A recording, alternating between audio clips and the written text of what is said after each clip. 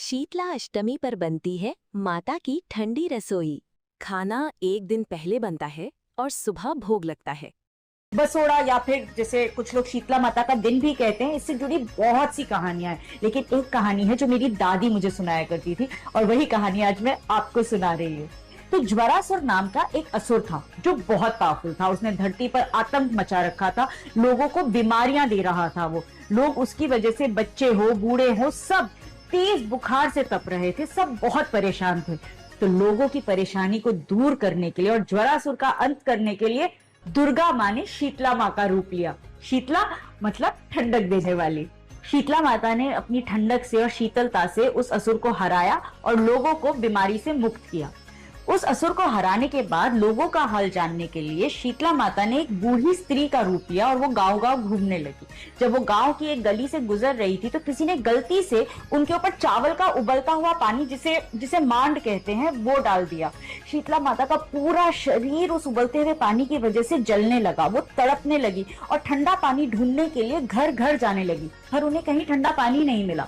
तब गांव के बाहर एक कुम्हारन रहती थी। वो शीतला माता को अपने घर लेकर गई और मटके का ठंडा पानी उसने शीतला माता के ऊपर डाला और नीम का लेप उनके शरीर पर लगाया। इससे शीतला माता को काफी आराम मिला। कुम्हारन ने उनसे कहा कि वो काफी गरीब है और उसके पास उन्हें खिलाने के लिए सिर्फ एक रात पुराना यानी बासी खाना है। शीतला माता ने जैसे ही वो बासी खाना खाया, उनके शरीर की सारी जलन ठीक हो गई। शीतला माता खुश हुई और उन्होंने उस कुम्हारन को सुख और समृद्धि का आशीर्वाद दिया।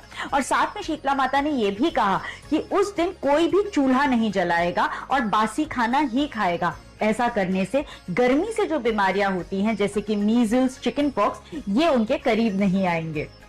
तो इसलिए बसोड़े वाले दिन गैस नहीं जलाई जाती, चूल्हा बंद रहता है। पर ये तो सिर्फ दादी की सुनाई हुई कहानी है, पर हमारे जो एंसेस्टर्स थे ना, बहुत स्मार्ट थे।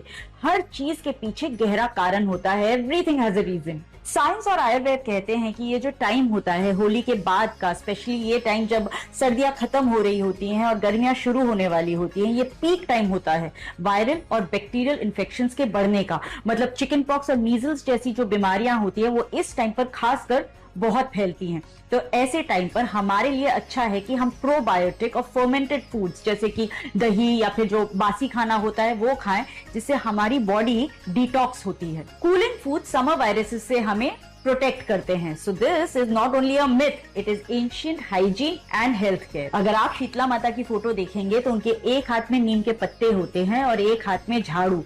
Basically she is holding the disinfectant tool kit. Neem